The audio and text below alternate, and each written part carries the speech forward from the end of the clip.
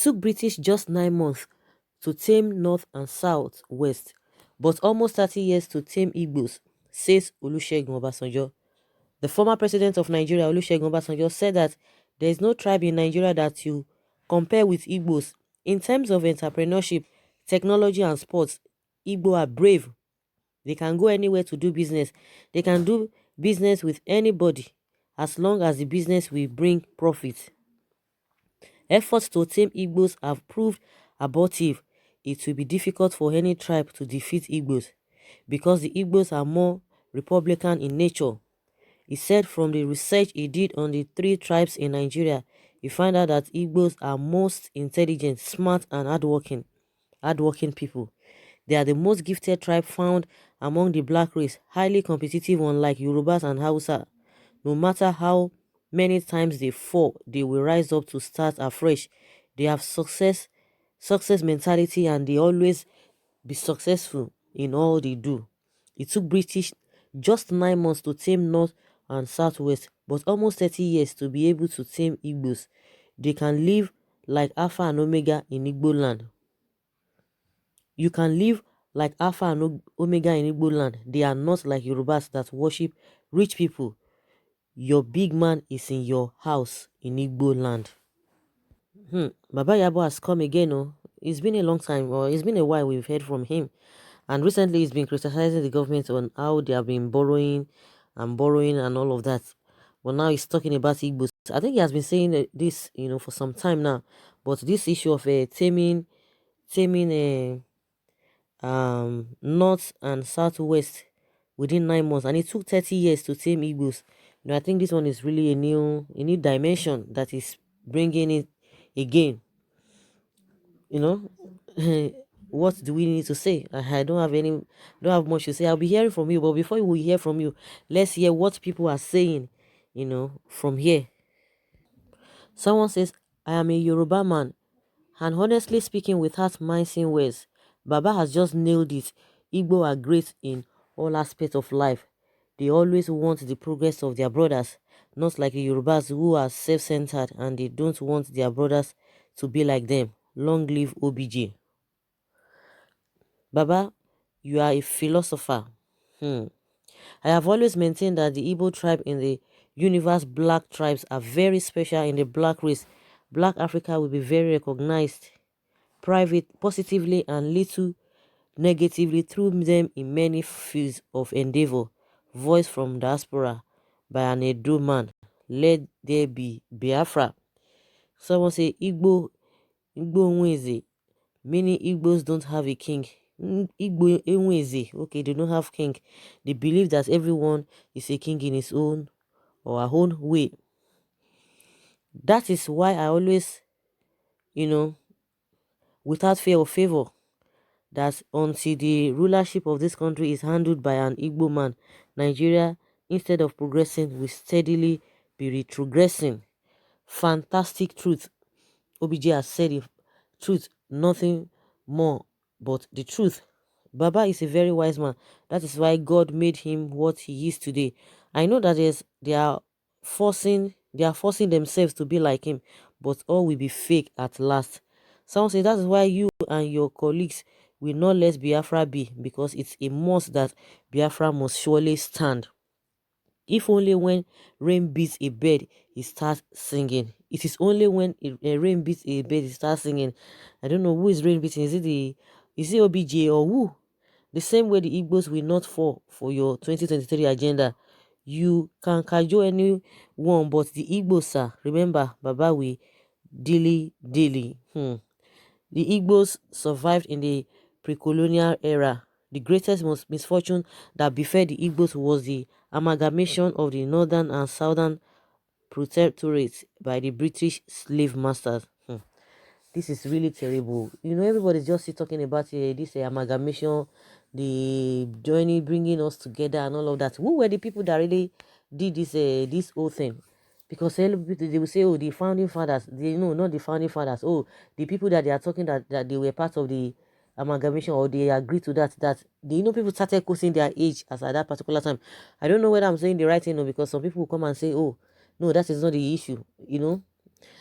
Nobody knows it all. You can tell us how this whole thing came about, and those who were those people that were really at that time, who were there at that time that really agreed to this coming together of these three regions or four regions or six geopolitical zones. I don't know how they were being shared at that particular time, because when we talk about this one Nigeria, it's not, it would have been a very advantage to us as a country, but it's like the thing is very, very difficult. It's very, very difficult because different interests, and you can imagine, for the fact that we are blacks, we have different culture, totally different. Even if there's any kind of similarity, which I doubt, if there's any kind of similarity, it's going to be like 0.5%. So majorly, there is no similarity, amongst us. It shouldn't have been a problem, but the foundation is already faulty, and that is why people who really started this whole thing, they started it, and before people could know what was going on, it's too late. And I don't know how we are going to go in this country.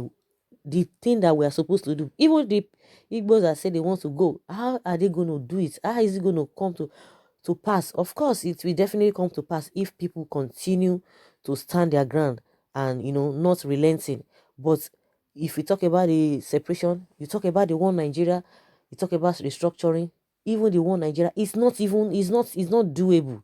That is just it. It is not just doable. It's not working unless you have not studied what is happening. You see that those who are shouting one Nigeria, they are the ones benefiting, and they don't want it. They want it to continue in that line, and which means it will never. The way it ought to go, the way the one Nigeria ought to go, that will benefit everybody. They will not want it to be like that. Okay, you talk of restructuring. Never, they will never want to do that, because I don't just know. And everybody's just divided. Everybody's just having different mindset, a lot of mindset. When you say, okay, there are people who are together have maybe two different mindsets or three different mindsets, but this one, uncountable, numerous mindsets, different mindsets. So where do one start from? It's really, really, so it's also pathetic, really, really pathetic, because we are in a sorry state. In my opinion, we are in a sorry state, because the three options that can make us forge ahead, nobody's ready to toe that line. Nobody's ready to toe that line. The ones that are talking about one Nigeria, then do the one Nigeria, let it favor everybody. No, and you cannot be doing uh, uh things that are favorable to you, that are not favoring others, and you expect those that are not being favored, you expect them to keep quiet. You will not keep quiet, because you yourself, you think that the whole thing is favoring you. You will not have peace. You will not have peace. That is just the truth of the whole matter. They will not have peace. They will just be running from pillar to post. They will not have peace. They will be running up and down. They will say, oh, people are pursuing them. Oh, some people want to overthrow us. Oh, this and this and that. Because you are not doing the needful. You think that little comfort you have is going to sustain you. It will not sustain you, because majority of people are really living in agony, and you expect to be happy. As anything you are doing, they will discredit it. Anything you are doing, you discredit it. And that was why the president said all these efforts that is putting so that this country will move forward, that Nigerians do appreciate it. And that means Baba really need to check himself. You need to check yourself, because you are not doing favor to anybody. That's just the way it is. You are not doing favor to anybody. You need to look at the whole thing thoroughly. See, coming back on what Baba Yabo said, someone says God is helping us. Baba, remember we are Jew. Someone say, confirm, Baba. Who can doubt that? The former president knows the truth, and only truth can set you free. Because the North and Southwest had organized traditional system of government that enabled the colonizers to employ indirect rule system in the North and Southwest. The Eastern part also had an organized system, which is a decentralized and democratic, like elders, the age grade, and etc. Someone say, Baba, tell them the truth, tell them the truth, tell them the truth, tell them about the Igbos. That's what somebody is talking about here. Someone says, Igbos are like the Israelites in the Bible, blessed and favored by nature. God bless you, OBJ, for speaking the truth. Some people are criticizing you even when the truth is open and known to all. They are just blind. people. So you know all this OBJ. Somebody's just even calling him, abusing him. You know, for those of you insulting OBJ, if one supports Igbo, they will insult you. If you oppose them, they will also abuse you. Which kind of people are these? From my personal research, I have come to discover that the greatest undoing of the Igbo race, especially as it relates to the leadership of Nigeria, is their failure to operate as a team, which was the reason for the failure of the indirect rule in the eastern Nigeria. You know, some people, they will come and tell you, recently Shetima was saying, oh, it is not the turn of the Igbo. Oh my goodness, it is not it is not yet time for Igbo to be president, you know, to get to be president, or somebody from the Igbo, you know, Igbo quarter or region to get a to be president. I was just like, these people, do they really know what they are talking about? You know, I just got, dude, I just, you know, I was just so angry. Does this man, this Arewa people, I say, the Shetima, Yerima Shetima, or that's his name. I say, does this man know what he's talking about?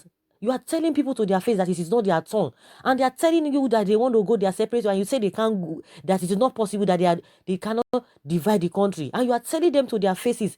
These are the things that we are talking about. When you go west to Western world, they will tell you racism, racism.